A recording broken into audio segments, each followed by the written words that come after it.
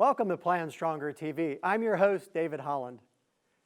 On today's episode, I am joined by author Kerry Hannon to discuss financial tips for those over 50. Our panel of psychologists will discuss the mindset required to be a successful investor. And I will share 3 retirement mistakes you don't have to make. It's time to plan stronger. PlanStrongerTV is made possible in part by the following. Helping you create a better retirement through home equity. The Stephen J. Sless Group of PRMI, National Reverse Mortgage Leaders. Expect more with Sless. The Rice Law Firm is dedicated to providing prompt, high-quality, and fairly priced service in the areas of wills, trusts, probate, and estate planning. We also assist individuals with divorce, family law, and prenuptial agreements. The Rice Law Firm is the name you can trust.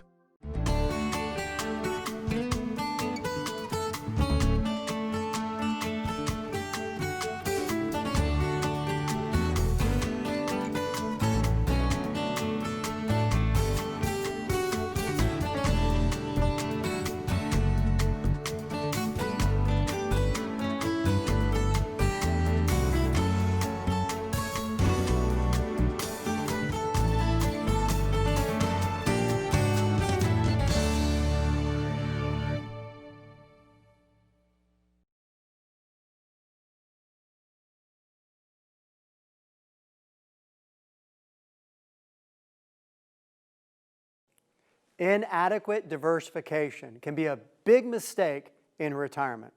Why? Because a poor result can be financially devastating and you might not be able to recover. Now, here's a reality check. Have you heard somebody say this? And maybe some of you have said it yourself. I'm going to load up on my company's stock. Since I work there, I know what's going on. Okay, well, here's another example of what can happen. Remember Enron, named America's most innovative company for 6 years in a row. Remember Enron, one of the largest accounting frauds in U.S. history. Remember Enron, 20,000 people lost their jobs, their 401ks, their financial future. Remember Enron, the employees knew what was going on because they worked there. And because of that, they ignored diversification. The takeaway for you, of course, is not to do an Enron, but let's be practical. No all-in bets. You know, it's alluring, it's exciting to think that if I invest in this one thing, I'm going to hit the home run. I have won the lottery. If this just works out just so, I've got all the money I could ever need for my financial future. That's the allure of the big bet. But there is so much risk when you concentrate your winning opportunity with the downside risk potential as well. If something can really be a home run, it can also be a strikeout. So, what do? Predictably, I'm going to tell you, stay diversified, stay more balanced, and stay liquid. You know, you go all in on one thing, where's your liquidity?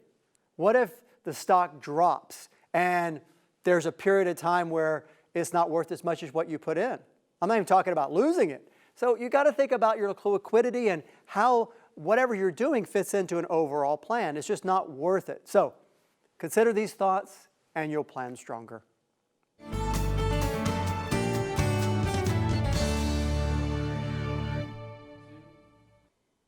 It's time to talk about the psychology of money. Much has been said and written by the financial industry about the mindset required to be a successful investor. Whether things are going well or going badly, emotions can get in the way of smart financial decisions. So, what can we do to be more successful investors? Joining me for a panel discussion on this topic are Dr. Art Markman, Professor of Psychology at the University of Texas at Austin, and the Executive Director of IC Squared Institute. Dr. Christy Archuleta, Associate Professor at the University of Georgia and the Editor-in-Chief for the Journal of Financial Therapy.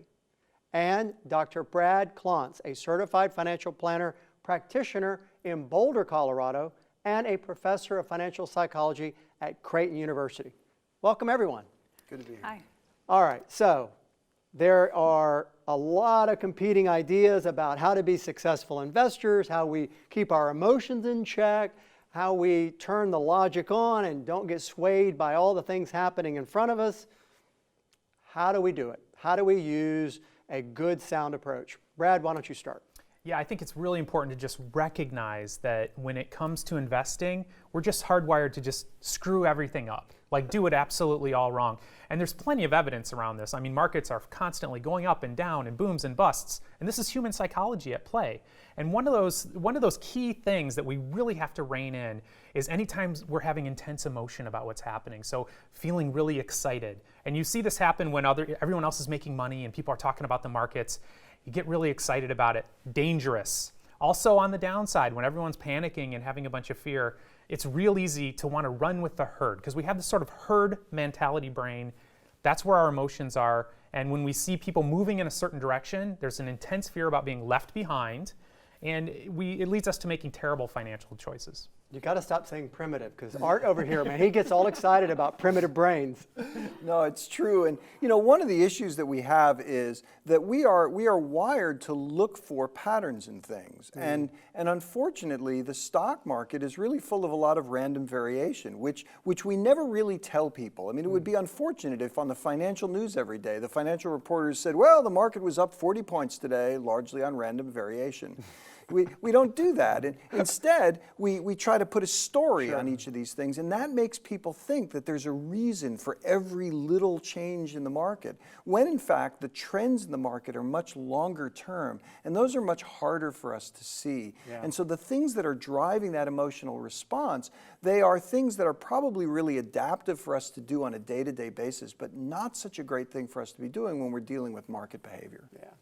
Yeah, and so some of that emotion is fear and fear of that risk that you might be taking. And so we've done some work with a research study where we were looking at people and how they perceive risk. And so thinking about that there's this mathematical piece to it, very objective piece to it, and people don't really understand probabilities very well. Right. And so instead they make shortcuts in terms of what do I really think about this risk? But that's largely laden with emotion.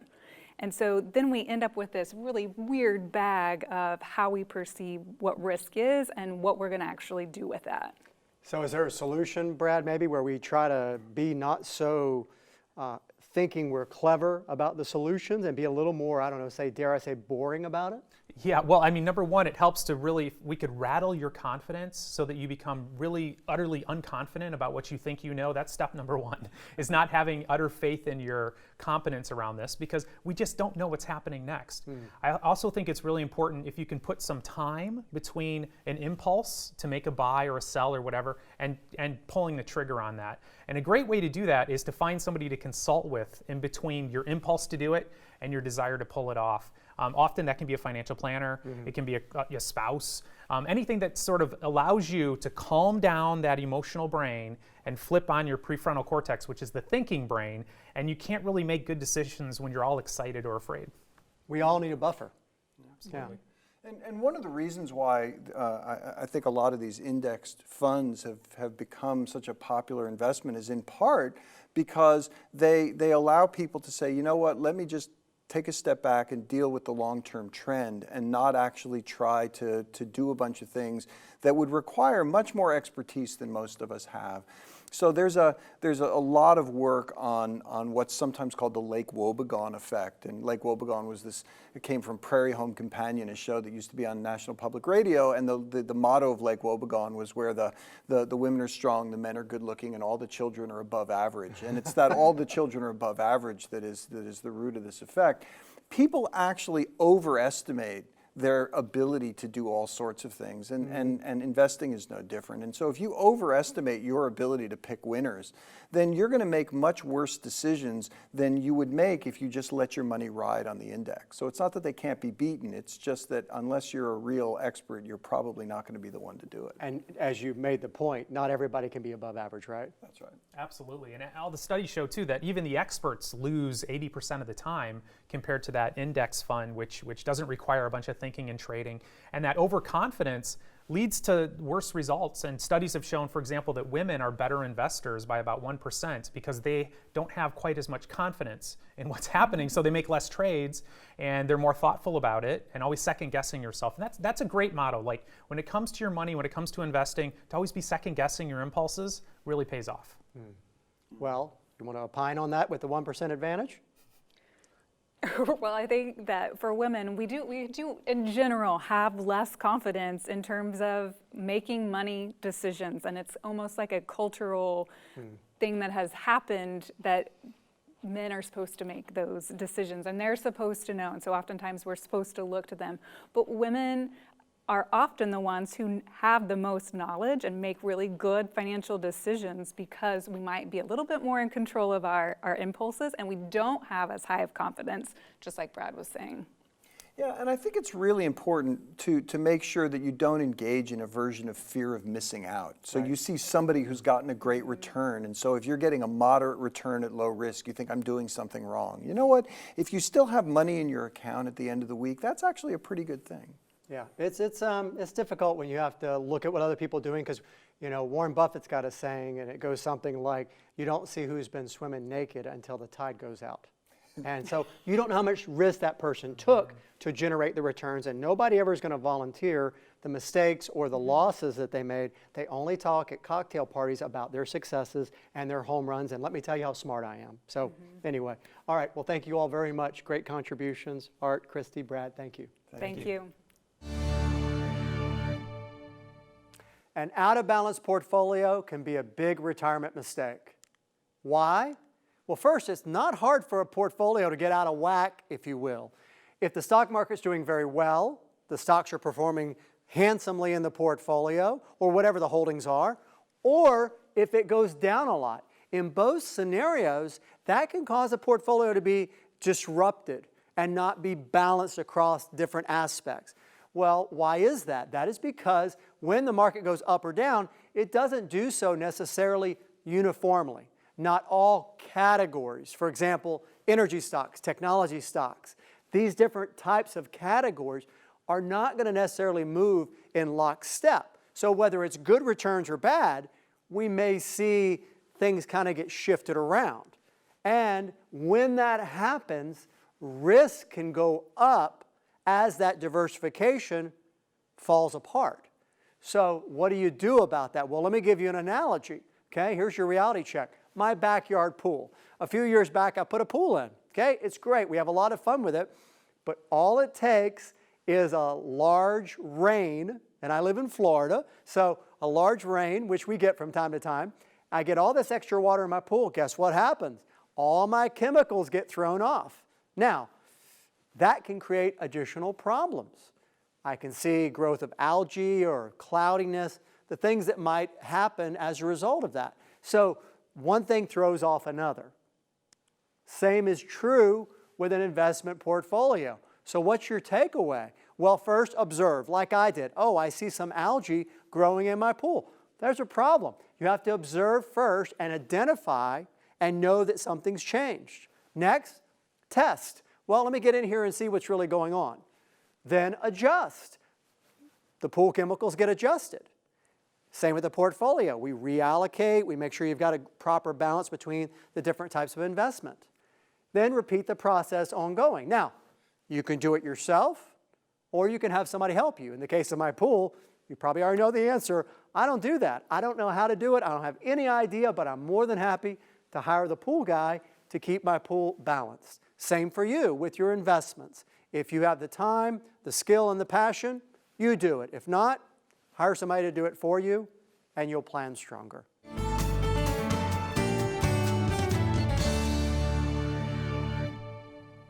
I'd like to welcome to the program Kerry Hannon. She is the author of a dozen books on personal finance and retirement, including Never Too Old to Get Rich, The Entrepreneur's Guide to Starting a Business Midlife.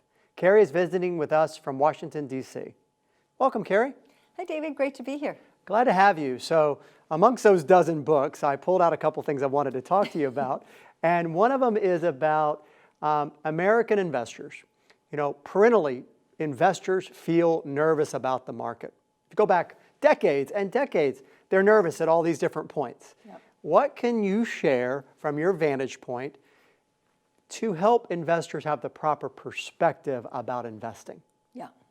Well, the truth is, David, you know, more than 60% of the people, if you ask them about investing, they're nervous about the stock market. And that can be almost any time. But I mean, it really, and boomers in particular, are terrified that there's going to be a crash, right? Because we're like, oh my gosh, we're getting close to retirement. We can't weather this again. So there's a lot of anxiety out there about investing. But over time, investing in equities has always outperformed almost anything else we can think of, right?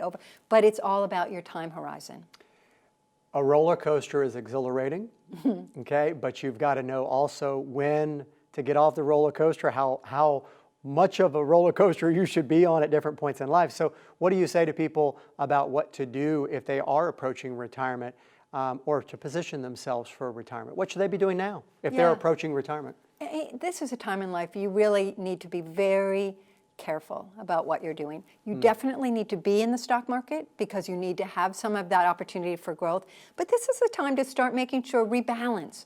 Where are your investments? You know, as you very well know, it's key. The key to a smart investment strategy is diversification. You want to have a nice balanced portfolio of some things that are in fixed income, some in the equity market. But as you near retirement, you know, move some things around. You might want to set aside maybe, I'd say, even as much as 3 years of living expenses into your first years of retirement so that you're comfortable. You're like, okay, so you put these in money market funds or you know, a high yield savings account. But you can start carving pieces away so you have liquidity. Yeah, that's very good. It might surprise the viewers. We do a lot of investing, you know, for my company, but I'm a huge fan of cash and some of these cash reserves. And I like the idea of buckets. You know, we have a bucket for this, bucket for that. These are little timed vessels or holdings of money that you're going to use at different times. And so I love your idea of that money for the next several years because we have to plan with the expectation that there is a market drop just around the corner. Even if there's not one, we still have to plan for it. Yeah, and if there is a market drop and you are well balanced and you're okay, then maybe this is an opportunity. This is a time where you might, you know, add into this market and add some of the equity areas where the prices are down a bit. You think of it as an opportunity, not something to be afraid of. Excellent. So the worst case scenario is you've got an extra portion or an allocation of the cash that doesn't make as much. But that's your dry powder in the event that we see a market drop. Yep. I like that. Absolutely. That's very good. And then you spoke to this a little bit as we get closer to the people that are in their 50s and they're approaching 60. And again, with people working longer, it might be shifting to more people that are in their 60s versus 50.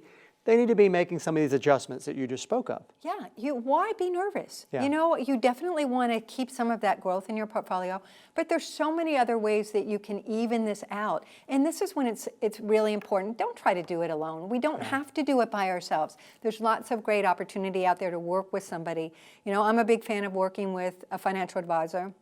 Not just because you are one. I truly am. I have a financial advisor I work with, and I make a point of having these periodic visits so that I know that we're on the same page. She's a fiduciary. I know my best. You know, she's thinking about me. Sure. I'm very conscious about fees. That's something you can do sometimes.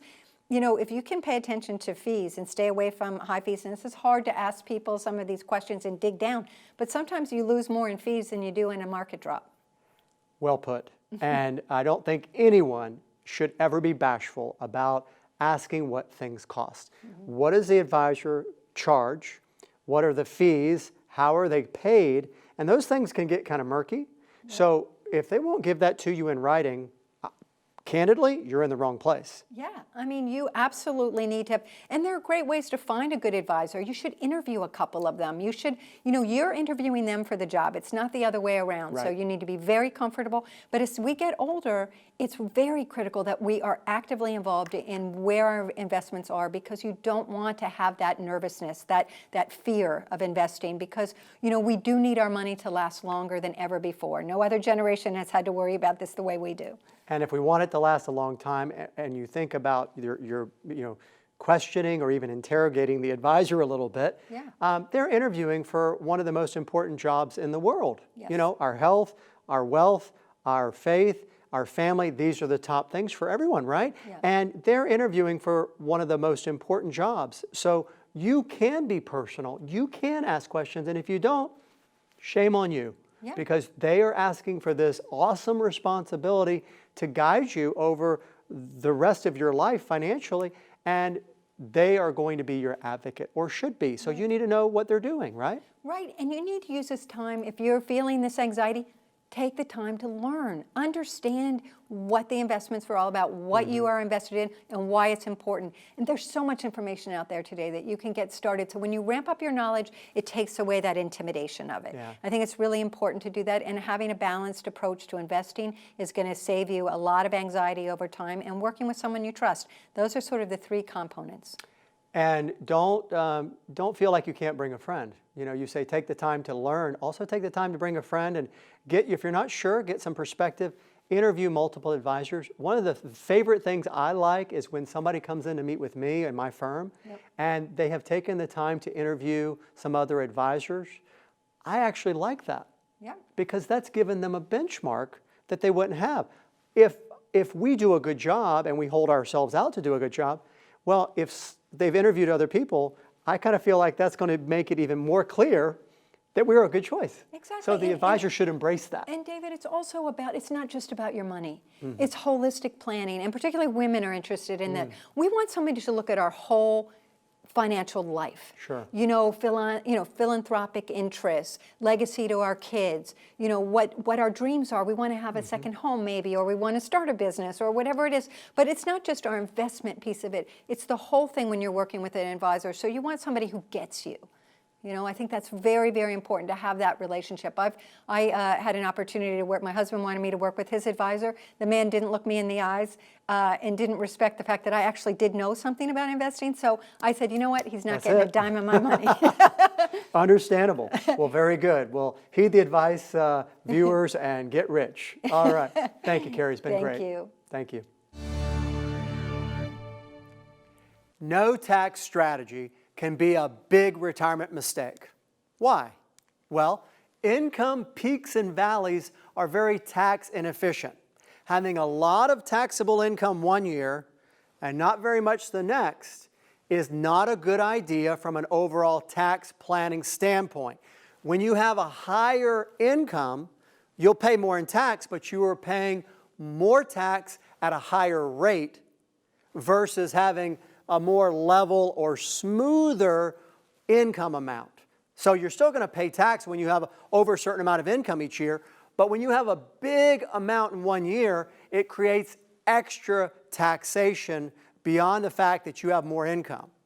Now, the IRS is not going to give you a break for saying that you've paid more tax in one year versus another. They're not going to say to you, hey, great job, you paid us all this tax last year, don't worry about this year. That's not the way it works. Each year stands on its own. And I've got a really good example of how this can play out. And this may be people you know, or maybe you've thought about doing this yourself. Let's say somebody has a 401k and they have a mortgage, and they don't want to enter retirement with that overhead of the mortgage. So they pull out their 401k, they liquidate it. That causes the entire 401k to be taxable income. That's going to show up on their tax return. And then they're going to use that money after paying the tax to pay off their mortgage. So at the end of the arrangement, they now have no debt, but they also have no 401k. Well, the problem with that thinking, while I know it's well intended to be debt-free in retirement, the problem is that we're not just paying more tax because we have a lot of income, but we're going to pay at a higher rate. We're paying unnecessary tax in order to feel good about not having debt in retirement. I understand people want to go into retirement without a lot of overhead, but there's a better way. Draw carefully from a combination of different accounts for your income. Don't do any big liquidations or create a lot of income in one year and then none the next. Levelize your income and accept that there are going to be obligations perhaps you need to meet in retirement, but be smart tax-wise. And if you do that, you'll plan stronger. Thank you for watching today's program. I hope you'll tune in again to Plan Stronger. If you would like more information about the topics and our guests featured in this series, please visit our website at PlanStrongerTV.com. Also, if you have a question you would like David to answer, please send it to questions@PlanStrongerTV.com. PlanStronger TV is made possible in part by the following. Helping you create a better retirement through home equity. The Stephen J. Sless Group of PRMI, National Reverse Mortgage Leaders. Expect more with Sless. The Rice Law Firm is dedicated to providing prompt, high-quality, and fairly priced service in the areas of wills, trusts, probate, and estate planning. We also assist individuals with divorce, family law, and prenuptial agreements. The Rice Law Firm is the name you can trust.